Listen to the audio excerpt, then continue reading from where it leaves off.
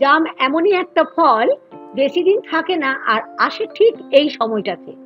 আমি তো ভীষণভাবে অপেক্ষা করে থাকি কখন এই সময়ে জামটা আমি বাজারে গেলেই পাবো।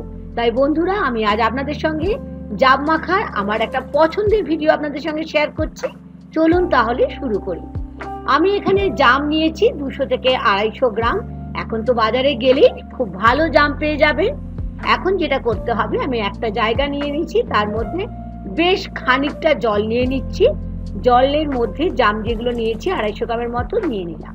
এখন বেশ ভালো করে একটু ঘষে ঘষে আমাদের জামগুলোকে ধুয়ে নিতে হবে, কারণ জামের মধ্যে বালি কাদা কিন্তু অনেকটাই লেগে থাকে। ধোয়ার পরে দেখুন, আমি একটা পাত্রের মধ্যে ঠিক এরকম করে জল থেকে আমি একটা জায়গাতে উঠিয়ে নিচ্ছি। আপনারা কিন্তু জানাতে ভুলবেন না কারা কারা জাম মাখা খেতে ভালোবাসেন। আমি তো ভালোবাসি, দেখেই বুঝতে পারছেন। তাহলে চলুন পরের স্টেপে চলে যাই। জাম তো ধুয়ে নিয়েছি, এর জন্য আমি একটা নিয়ে নিচ্ছি হামানদিস্তা। হামানদিস্তাতেও আপনারা করতে পারেন বা হাতে করেও করতে পারেন, তবে আমি হামানদিস্তায় করছি। বেশ খানিকটা জাম আমি প্রথমেই হামানদিস্তার মধ্যে নিয়ে নিচ্ছি। একসাথে পুরোটা হবে না, তার কারণ আমার হামানদিস্তাটা একটু ছোট।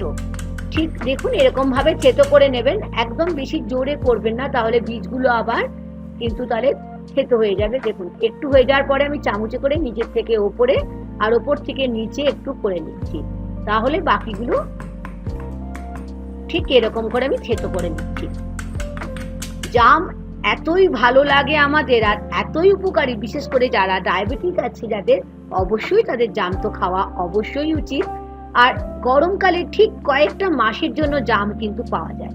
ঠিক থেতো করে দেখে নিন, আমি একটা পাত্রের মধ্যে সমস্ত জামটাকে থেতো করে এরকম ভাবে উঠিয়ে রাখছি। জাম মাখা খুবই সহজ, একদম নামমাত্র উপকরণ লাগে। নিয়ে নিলাম একটা কাঁচা লঙ্কা ছোট, যদি বাচ্চারা খায় এটা অমিট করতেও পারেন। আর নিলাম খানিকটা বিট লবণ, 1-4 চামচের মতো। এখন কাঁচা লঙ্কা আর বিট লবণটার সাথে বেশ ভালো করে একটু থেতো করে নিলাম। এখন কিন্তু দারুণ একটা গন্ধ আসছে। এখন যেটা করতে হবে, বিট লবণ আর কাঁচা লঙ্কা দিয়ে যেটা থেতো করেছিলাম নিয়ে নিলাম থেতো জামের ওপরে। আর লঙ্কাটা তো পুরো ভালোভাবে থেতো হয়নি, সেই জন্য আমি কাঁচি করে ছোট ছোট করে কেটে নিচ্ছি। নিয়ে নিলাম হাফ লেবু। লেবুটা বন্ধুরা অবশ্যই দেবেন। আমি নিয়েছি 200 থেকে 250, সেই জন্য অর্ধেকটা লেবু নিয়েছি। স্বাদ অনুযায়ী আবার খানিকটা ব্ল্যাক সল্ট মানে বিট লবণ নিলাম। তার সাথে নিয়ে নিলাম হাফ চামচের মতো গোলমরিচ। তার সাথে নিচ্ছি চাট মশলা হাফ চামচের মতো। এই সমস্ত উপকরণ কিন্তু দিতে লাগবে, তবেই খেতে হবে অসাধারণ জাম মাখা। আমার তো বলতে বলতে জিভে জল চলে আসছে, কি আপনাদেরও নিশ্চয়ই দেখতে দেখতে তাই মনে হচ্ছে। খুব ভালো করে দেখুন, ওপর থেকে নিচ, নিচের থেকে ওপরে একটু সময় নিয়ে মাখিয়ে নিতে হবে।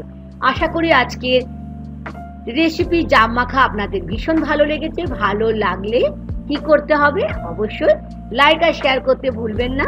আর যদি নতুন বন্ধু হয়ে থাকেন, তাহলে আমার চ্যানেল মানে কুকিং উইথ মুনমুনিকে সাবস্ক্রাইব করে নেওয়ার অনুরোধ থাকলো।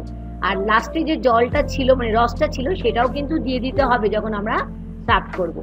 আমি তো খেয়ে দেখবই, আপনাদেরও কিন্তু খেয়ে দেখে জানাতে হবে আপনারা কিভাবে বানান। এখন হচ্ছে আমার খেয়ে দেখার পালা। দারুণ হয়েছে বন্ধুরা, অবশ্যই বানাবেন। Thank you.